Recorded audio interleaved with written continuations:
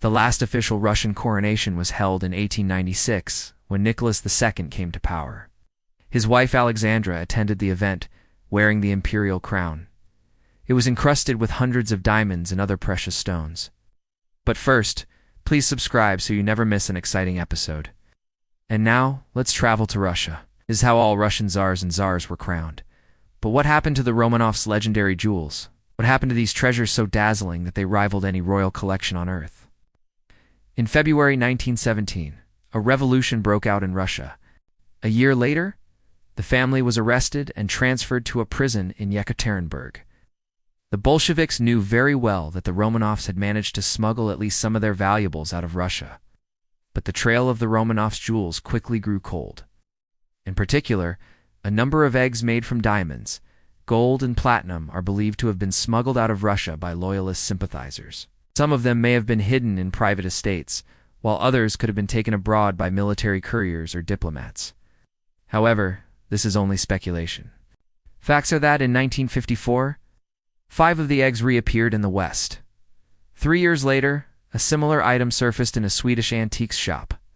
Every few years, media outlets report the discovery of an unknown gem that could once have belonged to the Russian royal family. In 2017, a Canadian woman named Deborah Hutton contacted the Russian embassy. She claimed to have found a box filled with jewels in an antique dresser she'd bought at an estate sale. The jewelry included diamonds, rubies, sapphires, and emeralds. Deborah suggested that these could be some of the lost Romanov jewels. But experts cast doubt on the authenticity of the relics. Both tiaras were bought by the same person, but neither of them has been seen since. Its organizers believe that 120 objects linked to the last Russian monarchs are scattered across various museums in Russia. The story of the lost treasures has also become a symbol of Russia's tragic 20th century, a time of civil wars, revolutions, and secret police. In a way, these jewels represent an entire era in Russian history that was destroyed overnight. And no amount of money can bring that time back. But this is hardly surprising because the Romanovs ruled for more than 300 years. Please share your thoughts in the comments below, and thank you for watching. It's also possible that some of the jewelry is still hidden in various places in Russia and Europe. In 2014, a pair of sapphire and diamond pendant earrings, once owned by the last Serena, sold for $4.8 million. That was the highest price ever paid for items linked to the Romanovs. Where these jewels are today is anyone's guess. One of them had been owned by American banker Charles H. Sabin. Another 3 eggs were sold at Christie's auction house in London, and the 5th was bought by the Queen Mother. All 5 of them were undoubtedly part of the Romanov collection. But where they had been hiding for several decades remains a mystery. Only one item resurfaced in 1940, when it was donated to the Kremlin Armory Museum. According to these publications, it included the legendary imperial crown with the Orlov diamond. This and other pieces were supposedly smuggled out of Russia in 1919 by military courier Vladimir Patna. The valuables were allegedly divided into 3 parts. One was given to members of the Romanov family who emigrated to France, another was entrusted to the French branch of the Vlas family, and the third was supposed to be deposited in a Swiss bank. However, the whereabouts of the valuables remain unknown. That was the diamond scepter that Nicholas II had used during the coronation of his son Alexei. The circumstances of the donation remain unclear, and when the time came to divide the spoils, many pieces were missing. The Soviet government hastily ordered an inventory of the Romanovs' belongings, but it failed to find many of their most valuable items. To make matters worse, the Bolsheviks suspected that the former imperial family had hidden other items. About a dozen of them once belonged to the last Russian monarchs. Among these treasures are 2 scepters, 2 pairs of coronation spurs, a sword, and the diamond scepter. There are also several things that belong to the Romanovs in private collections around the world. For example, in 2001, the Forbes family sold a set of diamond and platinum earrings and a brooch that had once belonged to Alexandra Fyodorovna. These jewelry pieces were part of the personal collection of Malcolm Forbes. In total, the Romanov jewels fetched about $800,000. During their move from the palace to the prison, rumors circulated that a secret cache of jewels had been discovered. Oh. These stories fueled the search for lost treasures, but none of them ever led anywhere. The people of Petrograd rose against the monarchy. On March 15th, Nicholas II signed the Abdication Act. It was the last official Russian monarch. The Romanov family was arrested and sent to captivity. Some of the jewels disappeared along with them.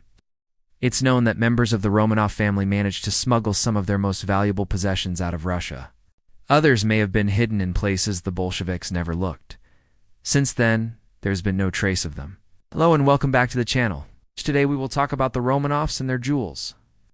During the 1700s and 1800s, empresses and tsarinas amassed a vast fortune in diamonds, sapphires, and pearls. Most of them officially belonged to the state anyway.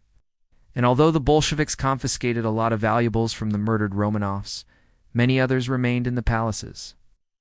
These treasures were considered the property of the Russian state. The Soviets confiscated expensive decorations, watches, golden cutlery, and chandeliers. But this was not enough. By the late 1920s, the Soviet Union needed money badly. So the Bolsheviks decided to auction off more of the Romanovs' jewels. Between 1924 and 1927, the Soviets sold 4,400 lots of valuables once belonging to the royal family. The sales took place in various cities of the USSR. People could buy items of clothing, dishes, furniture, tapestries, paintings, and jewelry. Many Russians who lost their homes during the Civil War got the chance to start over thanks to these sales. Meanwhile, abroad, there were also reports of auctions where things that once belonged to the Russian emperors were sold. Women of the Romanov dynasty loved all kinds of jewelry. They also believed that their fabulous collection was a symbol of power and divine right. Diamonds and crowns were used to legitimize rule over the largest country in the world. The most spectacular displays of wealth took place during coronations and diplomatic events. For example, the coronation of Nicholas II took place on May 14, 1896. That day, the streets of Moscow were lined with soldiers and police. Over 20,000 guests from 16 different countries attended the ceremony. Nicholas and his wife Alexandra rode in on golden howdah on the shoulders of 8 sturgeons. The new Tsarina wore the Russian imperial crown, which had been slightly modified for her. It contained dozens of large diamonds, including the Orlov diamond, surrounded by pearls and golden stars. All in all, the crown weighed 2 kilograms. After the ceremony, Nicholas II and his wife went to the throne room. It was decorated with thousands of flowers.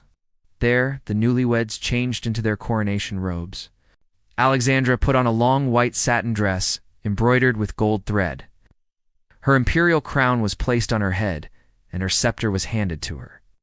Then the new king and queen of Russia appeared before the public again and rode around Red Square in an open golden carriage. At every stop, crowds cheered and waved flags. That day, Russia officially celebrated its new emperor and the splendor of its imperial court. Catherine the Great, for example, was crazy about it and bought millions of dollars worth of diamonds. When Alexander II became emperor, his wife, Maria Feodorovna, wanted to get her hands on the biggest diamond in the world. She succeeded when a British company gifted the 1,000-carat Orlov diamond to Russia. By the early 20th century, the Romanovs' jewel collection was one of the richest in Europe. But the Romanovs did not see jewels only as luxury ornaments. However, less than 20 years later, the Romanovs would lose everything. In October 1917, the Bolsheviks came to power. On July 17, 1918, the family was shot dead in the basement of the Ipatiev house, but that didn't mean the jewels disappeared completely. In 1925, the London Times reported that the Duchess of Westminster had purchased the Shah diamond from Lady A.A. Vorobova, who was lady-in-waiting to the last Tsarina. After World War II, many of the Romanovs' possessions ended up in Western Europe. In the late 1980s, several articles appeared in the Western press claiming that a secret cache of Romanov jewels existed. Today, some pieces of the Romanov collection can be seen in museums. The Kremlin Armory contains around 4,000 exhibits. In 2004, an anonymous collector sold a tiara that once belonged to Alexandra at Christie's auction house. Meanwhile, researchers continue to look for traces of the lost Romanov collection. In June 2021, the Tretyakov Gallery in Moscow hosted an exhibition called The Romanovs in the collections of Russian museums. Over the past century, the Romanov jewels have become a kind of urban legend.